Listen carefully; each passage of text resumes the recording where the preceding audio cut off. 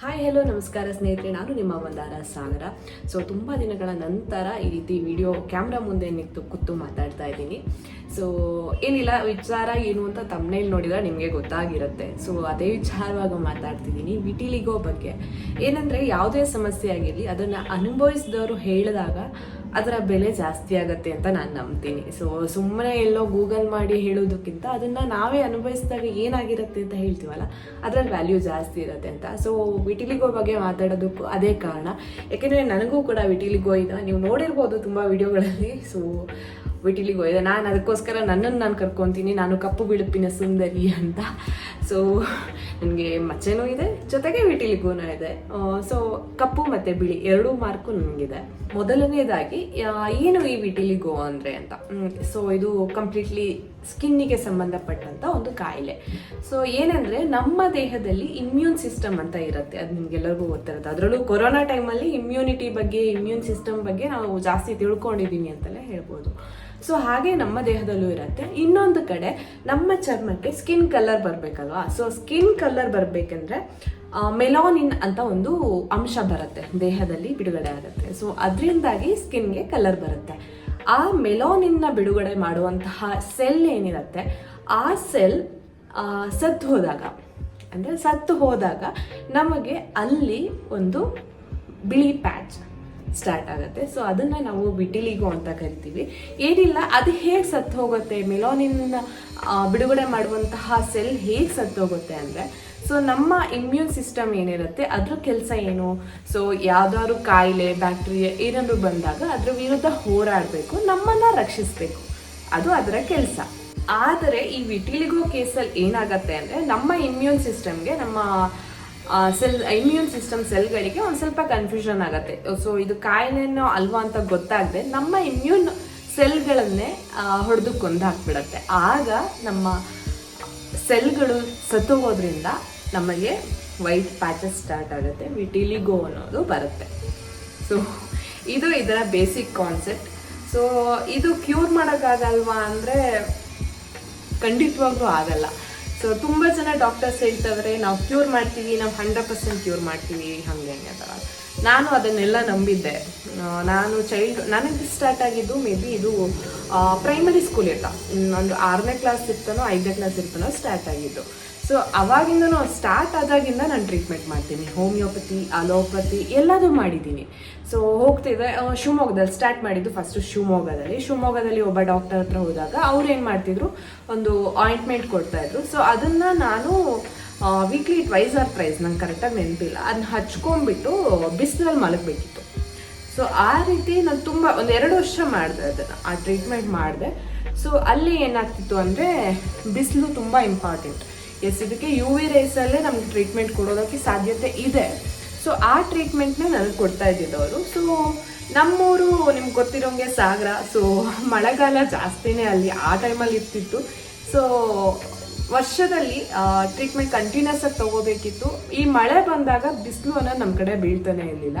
So ಆವಾಗ ನನಗೆ problem ಆಗ್ತಿತ್ತು. ಏನು ಕಂಪ್ಲೀಟಾಗಿ ಕಮ್ಮಿ ಆಗಿರ್ತಿತ್ತು, ಹೋಯ್ತು ಅನ್ನೋ ಟೈಮಲ್ಲಿ ಮಳೆ ಬಂದಿರ್ತಿತ್ತು. ಸೊ ಮತ್ತೆ ರಿಪೀಟ್ ಆಗ್ತಿತ್ತು. ಸೊ ಇದೇ ರೀತಿ ಆಗೋದು ಎಲ್ಲ ಕೇಸಸ್ನಲ್ಲೂ. ಅಲ್ಲಿಗೆ ನಿಲ್ಲಿಸಲಿಲ್ಲ ನಾವು, ಅದಾದಮೇಲೆ ಆಯುರ್ವೇದಿಕ್ ಸ್ಟಾರ್ಟ್ ಮಾಡಿದ್ವಿ. ಸೊ ಆಯುರ್ವೇದಿಕಲ್ಲಿ ಬಿಳಿ ಮಾತ್ರೆ ಕೊಡ್ತಾರಲ್ಲ, ಸೊ ಅದನ್ನು ಕೊಡ್ತಾಯಿದ್ರು, ಅದನ್ನು ತೊಗೊಂಡೆ. ಇಂಪ್ಯಾಕ್ಟ್ ಏನು ಇರಲಿಲ್ಲ, ಅದರಿಂದ ನಿಲ್ಲಿಸಿದ್ವಿ. ಸೊ ರೀಸೆಂಟ್ ಇಯರ್ಸಲ್ಲಿ ನಾನು ಒಂದು ಸ್ವಲ್ಪ ಸರ್ಚ್ ಮಾಡಿ ಎಲ್ಲ ತಿಳ್ಕೊಂಡ್ಮೇಲೆ ಅದು ಗೊತ್ತಾಯಿತು, ಇದು ಕ್ಯೂರೇಬಲ್ ಅಲ್ಲ. ಸೊ ಏನಿದೆ, ಈ ಸ್ಕಿನ್ನಿಗೆ ಪಿಗ್ಮೆಂಟೇಷನ್ ಬರೋದಕ್ಕೆ ಏನಾದರೂ ಒಂದು ಸ್ವಲ್ಪ ಟ್ರೀಟ್ಮೆಂಟ್ ಕೊಡ್ಬೋದು, ಬಿಟ್ಟರೆ ಕಂಪ್ಲೀಟಾಗಿ ತೆಗಿತೀವಿ ಅನ್ನೋದು ತುಂಬ ಕಷ್ಟ, ಸಾಧ್ಯತೆ ಇಲ್ಲದೆ ಇರೋದು. ಅದರಲ್ಲೂ ಏನಂದರೆ ತುಂಬ ಚಿಕ್ಕ ಪ್ಯಾಚ್ ಇತ್ತು ಅಥವಾ ಸ್ಟಾರ್ಟ್ ಆಗಿ ಜಾಸ್ತಿ ದಿನ ಆಗಿಲ್ಲ ಅನ್ನೋಂಗಿದ್ರೆ ಟ್ರೀಟ್ಮೆಂಟ್ ಸಾಧ್ಯತೆ ಇದೆ. ಬಟ್ ಈ ರೀತಿ ನನಗೆ ಸ್ಟಾರ್ಟ್ ಆಗಿ ಸುಮಾರಷ್ಟು ವರ್ಷಗಳಾಯಿತು. ಸೊ ಇದಕ್ಕೆಲ್ಲ ಟ್ರೀಟ್ಮೆಂಟ್ ಇಲ್ಲ, ತುಂಬ ಜಾಸ್ತಿ ಇದೆ, ಟ್ರೀಟ್ಮೆಂಟ್ ಇಲ್ಲ.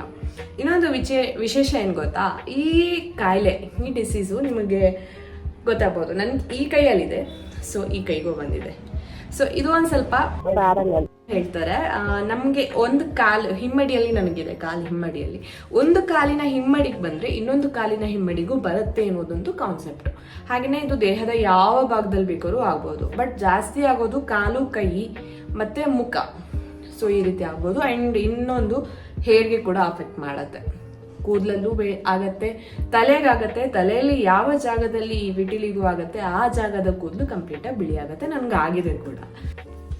ಈ ಕಾಯಿಲೆ ಏನು ಅಸಾಮಾನ್ಯವಾದ ಕಾಯಿಲೆ ಏನಲ್ಲ. ನಾವು ಸುತ್ತಮುತ್ತ ತುಂಬ ಜನರನ್ನ ಇದು ನೋಡಿರ್ತೀವಿ. ತುಂಬ ಜನರ ಮುಖದಲ್ಲಿ ತುಂಬ ಇರುತ್ತೆ, ಪ್ಯಾಚಸ್ಸು ಎಲ್ಲ ಇರುತ್ತೆ.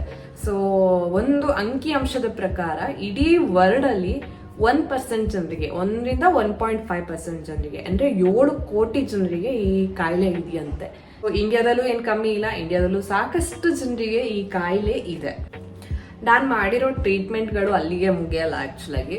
ಇನ್ನು ತುಂಬ ಜನ ತುಂಬ ಥರ ಸಜೆಷನ್ಸ್ ಕೊಡ್ತಾರೆ ಆ್ಯಕ್ಚುಲಾಗಿ. ಈ ರೀತಿ ಎಲ್ಲ ಪ್ರಾಬ್ಲಮ್ಸ್ ಇದೆ, ಅದರಲ್ಲೂ ಸ್ಕಿನ್ ಪ್ರಾಬ್ಲಮ್ ಅಂದರೆ ತುಂಬ ಥರ ಸಜೆಷನ್ಸ್ ಬಂದೇ ಬರುತ್ತೆ. ಸೊ ನನಗೂ ಒಂದು ಬಂದಿತ್ತು, ಏನಂದರೆ ಆಕೇಶಿಯಾ ಗಿಡ ಇರುತ್ತಲ್ಲ, ಸೊ ಅದನ್ನು ಸುಟ್ಟಾಗ ಒಂದು ಕಡೆ ಸುಡ್ತಾ ಇದ್ರೆ ಇನ್ನೊಂದು ಕಡೆಯಿಂದ ಒಂದು ಆಯಿಲ್ ಥರ ಬರುತ್ತೆ. ಸೊ ಅದನ್ನು ಹಚ್ಚಿ ಆವಾಗ ಕಮ್ಮಿ ಆಗತ್ತೆ ಅಂತ ಯಾರೋ ಒಬ್ರು ಸಜೆಸ್ಟ್ ಮಾಡಿದ್ರು ನಾನು ಚಿಕ್ಕವಳಿದ್ದಾಗ. ಸೊ ನನ್ನ ಪೇರೆಂಟ್ಸ್ ಯಾಕೆ ಬಿಡಬೇಕು ಇದನ್ನಂದ ಅಂತ ಅದನ್ನೂ ಟ್ರೈ ಮಾಡಿದರು. ಅದೇನಾಗ್ತಿತ್ತು ಅಂದರೆ ನಮ್ಮ ಸ್ಕಿನ್, ಆ್ಯಕ್ಚುಲಿ ನನ್ನ ಸ್ಕಿನ್ ತುಂಬಾ ಸೆನ್ಸಿಟಿವ್, ತುಂಬ ಅಂದರೆ ನನಗೆ ಸೊಳ್ಳೆ ಕೊಚ್ಚಿದ್ರು ಕೂಡ ಅಲರ್ಜಿ ಟೈಪಲ್ಲಿ ಆಗ್ಬಿಡುತ್ತೆ. ಆ ರೀತಿಯಲ್ಲಿ ನನ್ನ ಸ್ಕಿನ್ ಸೆನ್ಸಿಟಿವ್. ಇನ್ನೂ ಒಂದೇನೆಂದರೆ ನಮಗೆ ಈ ಪ್ಯಾಚಸ್ ಇರುತ್ತಲ್ಲ ಅದು ಇನ್ನೂ ತುಂಬ ಸೆನ್ಸಿಟಿವ್ ಇರುತ್ತೆ. ಇದಕ್ಕೆ ಹೋಲಿಸಿದ್ರೆ ಇದು ಇನ್ನೂ ಜಾಸ್ತಿ ಸೆನ್ಸಿಟಿವ್ ಇರುತ್ತೆ. ಸೊ ಸನ್ಲೈಟಿಗೆ ಹೋದರೆ ಬರ್ನಾಗೋ ಚಾನ್ಸಸ್ ಎಲ್ಲ ಇದಕ್ಕೆ ಜಾಸ್ತಿ ಇರುತ್ತೆ. ಅಂಥ ಸ್ಕಿನ್ ಮೇಲೆ ನನಗೆ ಬಿಸಿ ಬಿಸಿ ಆ ಎಣ್ಣೆ ಥರದನ್ನ ಹಚ್ಚಿದಾಗ ಲಿಟ್ರಲಿ ಬರ್ನ್ ಆಗ್ತಿರೋ ಥರ ಸೆನ್ಸ್ ಆಗ್ತಿತ್ತು. ಸೊ ನಾನು ಅಳ್ತಿದ್ದೆ, ನಾನು ಹಚ್ಕೊಳಕ್ಕೆ ಇಷ್ಟನೇ ಪಡ್ತಿರ್ಲಿಲ್ಲ. ಆ ಟೈಮಲ್ಲಿ ಒಂದಿನ ನನಗೆ ನೆನಪಿದೆ, ನನ್ನ ಪಪ್ಪ ನನ್ನನ್ನು ಕಟ್ ಹಾಕ್ಬಿಟ್ಟು ಹಚ್ಬಿಟ್ಟಿದ್ರು. ಆಮೇಲೆ ಅವರಿಗೆ ಬೇಜಾರಾಗಿ ಅಳ್ತಾ ಕೂತ್ಕೊಂಡಿದ್ರು, ಅಯ್ಯೋ ನನ್ನ ಮಗಳನ್ನ ಕಟ್ ಹಾಕ್ಬಿಟ್ಟೆ ನಾನು ಅಂತ ಆಗ್ಬಿಟ್ಟು. ಸೊ ಅದೊಂದು ಒಂಥರ ಮೆಮೊರಿ, ಅದು ತುಂಬ ಚೆನ್ನಾಗಿತ್ತು. ಸೊ ಒಂಥರ ಮಿಕ್ಸ್ಡ್ ಎಮೋಷನ್ಸ್ ಆ ಟೈಮಲ್ಲಿ ನನಗಿತ್ತು ಅನ್ಸುತ್ತೆ. ಸೊ ಈ ರೀತಿ ತುಂಬ ರೀತಿಯ ಟ್ರೀಟ್ಮೆಂಟ್ಗಳನ್ನ ಮಾಡಿದ್ದಾಯಿತು. ಸೊ ಇನ್ಫ್ಯಾಕ್ಟ್ ಈ ರೀಸೆಂಟ್ ಡೇಸಲ್ಲಿ ಕೆಲವ್ರು ಹೇಳ್ತಾರೆ ಅದಕ್ಕೆ ಲೇಸರ್ ಕೂಡ ಮಾಡ್ಬೋದು ಅಂತ. But I don't want to try ನಾವು. ಲೇಸರ್ ಬಗ್ಗೆ ನನಗೆ ಹಳೆ ವಿಡಿಯೋದಲ್ಲಿ ಹಾಕಿದ್ದೀನಿ. So I don't want to try anything ನಾವು. ಸೊ ಇರೋದ್ರಲ್ಲಿ ನಾನು ಖುಷಿಯಾಗಿದ್ದೀನಿ. ಇದೇನು ತೊಂದರೆ ಏನು ಅನ್ನೋ ರೀತಿಯಲ್ಲಿ ನಾನಿದ್ದೀನಿ. ಸೊ ಇನ್ನೊಂದು ವಿಚಾರ, ಈ ವಿಟಿಲಿಗೋ ಜೀನ್ಸ್ ಥ್ರೂ ಸ್ಪ್ರೆಡ್ ಆಗುತ್ತಾ ಅನ್ನೋದು ಖಂಡಿತವಾಗ್ಲೂ ಆಗತ್ತೆ. ಬಟ್ ತುಂಬ rare case, 1 or 2% maybe ಇರ್ಬೋದು. ಸೊ ಬಟ್ ಜೀನ್ಸ್ ಥ್ರೂ ಹೋಗೋ ಚಾನ್ಸಸ್ ಇರುತ್ತೆ. ಸೊ ತುಂಬ ಜನರಿಗೆ ಈಗ ನಾವು ಡಾಕ್ಟರ್ ಹತ್ರ ಹೋದ್ರೂ ಫಸ್ಟ್ ಅವ್ರು ಕೇಳೋದೇ, ನಿಮ್ಮ ಫ್ಯಾಮಿಲಿಯಲ್ಲಿ ಈ ಹಿಂದೆ ಯಾರಿಗಾದ್ರೂ ಈ ಥರ ಇತ್ತಾ ಅಂತ ಹೇಳ್ಬಿಟ್ಟು. ಸೊ ಏನಂದರೆ ಜೀನ್ಸ್ ಥ್ರೂ ಹೋಗೋದ್ರಿಂದ ಮೇ ಬಿ ಆ ರೀತಿ ಆಗಿರ್ಬೋದು ಅನ್ನೋ ಒಂದು ಕನ್ಸರ್ನಿಂದ ಡಾಕ್ಟರ್ ಕೇಳ್ತಾರೆ ಅಷ್ಟೇ. ಸೊ ಪಾಸಿಬಲ್ ಖಂಡಿತವಾಗ್ಲೂ ಇದೆ. ಏನೋ ಹೇಳ್ತಾರಲ್ಲ, ಏನೇ ಸಮಸ್ಯೆ ಇದ್ರು ಅದನ್ನ ಮೆಟ್ಟಿ ನಿಲ್ಲುವಂತಹ ಧೈರ್ಯ ನಮ್ಗಿರ್ಬೇಕು ಅಂತ. ಸೊ ಈ ವಿಟಿಲಿಗೋ ಅನ್ನೋದು ಒಂದು ದೊಡ್ಡ ಸಮಸ್ಯೆ ಖಂಡಿತವಾಗ್ಲೂ ಅಲ್ಲ. ಬಟ್ ಕೆಲವೊಂದು ಕಡೆ ಏನಾಗುತ್ತೆ ಅಂದ್ರೆ, ಅದರಲ್ಲೂ ಎಸ್ಪೆಷಲಿ ಹೆಣ್ಮಕ್ಳಿಗೆ ಈ ತರ ಸಮಸ್ಯೆ ಬಂದಾಗ ಸೊಸೈಟಿ ನೋಡೋ ದೃಷ್ಟಿ ಖಂಡಿತ ಚೇಂಜ್ ಆಗತ್ತೆ. ಏನಕ್ಕೆ, ಯಾಕೆ ಅಂದ್ರೆ ಎಲ್ಲರಿಗೂ ಇದ್ರ ಬಗ್ಗೆ ಮಾಹಿತಿ ಖಂಡಿತವಾಗೂ ಇರಲ್ವಲ್ಲ. ಸೊ ಆ ರೀತಿ ಕ್ವಶನ್ಸ್ಗಳು ಬರುತ್ತೆ. ಆದರೆ ಅದನ್ನು ಮೆಟ್ಟಿ ಸಾಧನೆ ಮಾಡಿದಂಥವ್ರು ತುಂಬ ಜನ ಅದರಲ್ಲಿ ಫಸ್ಟ್ ನನಗೆ ಯಾವಾಗಲೂ ಹೇಳಬೇಕು ಅನ್ಸೋದು ವಿನ್ನಿ ಹಾರ್ದವ್ ಬಗ್ಗೆ. ಇವ್ರ ಬಗ್ಗೆ ನಾನು ವಿಶ್ವವಾಣಿಯಲ್ಲಿದ್ದಾಗ ಒಂದು ಆರ್ಟಿಕಲ್ ಕೂಡ ಬರೆದಿದ್ದೆ, ಪಬ್ಲಿಷ್ ಆಗಿತ್ತು. ಸೊ ಅವರೇನೆಂದರೆ ನನಗಿಂತ 3 ವರ್ಷ ಏನೋ ದೊಡ್ಡವರು, 3 ವರ್ಷ ಅಲ್ಲ 2 ವರ್ಷ ದೊಡ್ಡವರು, ಕರೆಕ್ಟ್ 2 ವರ್ಷ ದೊಡ್ಡವರು ಅವರು. ಸೊ ಕೆನಡಾದ ಒಂದು ಫ್ಯಾಷನ್ ಮಾಡೆಲ್, ಅವರಿಗೆ ದೇಹದ ಸುಮಾರಷ್ಟು ಭಾಗದಲ್ಲಿ ವಿಟಿಲಿಗೋ ಇದೆ. ಅವರು ಅಮೇರಿಕಾಸ್ ನೆಕ್ಸ್ಟ್ ಟಾಪ್ ಮಾಡೆಲ್ ಅನ್ನುವಂತಹ ಒಂದು ರಿಯಾಲಿಟಿ ಶೋ ಅಲ್ಲಿ 2014ರಲ್ಲಿ ಪಾರ್ಟಿಸಿಪೇಟ್ ಮಾಡ್ತಾರೆ ಫಸ್ಟ್ನೇದಾಗಿ. ಸೊ ಅಲ್ಲಿ ಅವರ ಲೈಫ್ ಹೇಗಿದ್ದು ಹೀಗೆ ಹೋಗ್ಬಿಡತ್ತೆ. ಸೊ ತುಂಬ ರೆಕಗ್ನೈಸ್ ಆಗ್ತಾರೆ ಅವರು, ಇಡೀ ದೇಶ, ಇಡೀ ಪ್ರಪಂಚದಲ್ಲಿ ರೆಕಗ್ನೈಸ್ ಆಗ್ತಾರೆ. ಇವತ್ತಿಗೆ ಅವರು ವಿಶ್ವದ ಪ್ರಸಿದ್ಧ ಫ್ಯಾಷನ್ ಮಾಡೆಲ್ಗಳಲ್ಲಿ ಒಬ್ರು. ಸೊ ಕೇನ್ಸಲ್ಲಿ ಅಟೆಂಡ್ ಮಾಡಿದ್ದಾರೆ, ಸಾಕಷ್ಟು ಕಡೆ ಅವ್ರನ್ನ ನಾವು ನೋಡಿದ್ದೀವಿ ಕೂಡ. ಸೊ ಅವರು ಹಾಕುವಂಥ ಪೋಸ್ಟ್ಗಳನ್ನ ನೀವು ಒಮ್ಮೆ ಇನ್ಸ್ಟಾಗ್ರಾಮಲ್ಲಿ ನೋಡಿ, she is a fashion model. So ಮಾಡಾಗಿರ್ತಾರೆ, ಅದೆಲ್ಲ ಸೆಕೆಂಡರಿ. ಬಟ್ ಅವರು ತಮ್ಮ ಬಾಡಿನ ಪ್ಲಾಂಟ್ ಮಾಡೋ ರೀತಿ ಇದೆಯಲ್ಲ, ಎಕ್ಸಲೆಂಟ್. ವಿಟಿಲಿಗೋ ಇರೋಂಥವ್ರಿಗೆ ಕೆಲವೊಂದು ಕಿವಿ ಮಾತು ಹೇಳಲಿಕ್ಕೆ ಇಷ್ಟಪಡ್ತೀನಿ. ಏನಂದರೆ ನಿಮ್ಮ ವೈಟ್ ಪ್ಯಾಚಸ್ ತುಂಬ ಸೆನ್ಸಿಟಿವ್ ಇರುತ್ತೆ. ಸೊ ತುಂಬ ಜಾಸ್ತಿ ವೈಟ್ ಪ್ಯಾಚಸ್ ಇತ್ತು ಅಂದರೆ ಹೊರಗಡೆ ಹೋಗುವಾಗ ಏನಾದರೂ ಹೀಟಿಗೆ ಅಥವಾ ಸನ್ಬರ್ನ್ ಆಗದೇ ಇರುವಂತಹ ಆಯಿಂಟ್ಮೆಂಟ್ ಏನಾದ್ರು ಇದ್ರೆ ಹಚ್ಚಿಸ್ಕೊಳ್ಳಿ. ತುಂಬ ಜಾಸ್ತಿ ತಲೆ ಕೆಡ್ಸ್ಕೊಂಡು ಟ್ರೀಟ್ಮೆಂಟ್ ಕಡೆ ಹೋಗಬೇಡಿ. ಯಾಕೆಂದರೆ ಸುಮ್ಮನೆ ದುಡ್ಡು ಖರ್ಚು ಅನ್ಸುತ್ತೆ. ಯಾಕೆಂದರೆ ನಿಮ್ಗೆ ಹೋಗ್ಬೋದು, ಹೋಯ್ತು ಅನ್ನುವಾಗ ಇನ್ನು 1% ಇದ್ರೂ ಸಾಕು, ರಿಬ್ಯಾಕ್ ಮಾಡುತ್ತೆ ಅದು. ಇನ್ನೊಂದು ನಮಗೆ ಇರೋದು ಈ ವಿಟಿಲಿಗೋ ಅನ್ನೋದು ಆಟೋ ಇಮ್ಯೂನ್ ಡಿಸೀಸ್ ಅಂತ. ಸೊ ನಿಮಗೆ ನಿಮ್ಮ ಸೆಲ್ಸ್ಗಳೇ ನಿಮ್ಮ ಇಮ್ಯೂನ್ ಸೆಲ್ಸ್ ವಿರುದ್ಧ ಹೋರಾಡ್ತಾ ಇರ್ತವೆ. ಸೊ ಆದ್ರಿಂದ ಒಂದು ಸ್ವಲ್ಪ ಹುಷಾರಾಗಿರ್ಬೇಕು. ಏಕೆಂದರೆ ಇದೊಂದೇ ಅಲ್ಲ, ಆಟೋ ಇಮ್ಯೂನ್ ಡಿಸೀಸ್ಗಳು ಇನ್ನೂ ಹಲವಾರಿದಾವೆ. ಸೊ ಇದಿದೆ ಅಂದರೆ ಬೇರೆ ಕಾಯಿಲೆಗಳು, ಆಟೋ ಇಮ್ಯೂನ್ ಕಾಯಿಲೆಗಳು ನಮಗೆ ಬರುವಂತಹ ಸಾಧ್ಯತೆ ಇದೆ. ಅಂದರೆ ಬೇರೆಯವರಿಗೆ ಹೋಲಿಸಿದ್ರೆ ನಮಗೆ ಅಂತಹ ಕಾಯಿಲೆಗಳು ಅಟ್ಯಾಕ್ ಆಗೋ ಸಾಧ್ಯತೆ ಜಾಸ್ತಿನೇ ಇರುತ್ತೆ. ಸೊ ಅದ್ರ ಬಗ್ಗೆ ಸ್ವಲ್ಪ ಕೇರ್ಫುಲ್ ಆಗಿರಿ. ಹಾಗೇನೆ ದೇವರು ಎಲ್ಲರನ್ನೂ ಒಂದೇ ರೀತಿ ಇಟ್ಟಿರೋಕ್ಕಾಗಲ್ಲ, ಎಲ್ಲರನ್ನೂ ತುಂಬ ಬ್ಯೂಟಿಫುಲ್ ಮಾಡೋಕ್ಕಂತೂ ಸಾಧ್ಯ ಇಲ್ಲ. ಸೊ ನಮ್ಮನ್ನು ಏನು ಇಟ್ಟಿದ್ದಾನೆ, ನಮ್ಮಂಗೆ ಇದು ಕೊಟ್ಟಿದ್ದಾನೆ ಅಂದರೆ we are something like special ಅಂತ ನಾವು ಎನ್ಕೋಬೇಕು. So be positive. ಇದಿದ್ರು ಎಂಥದ್ದು ಬೇಕಾದ್ರೂ ಸಾಧನೆ ಮಾಡುವಂತಹ ಸಾಧ್ಯತೆ ನಮಗೂ ಇರುತ್ತೆ.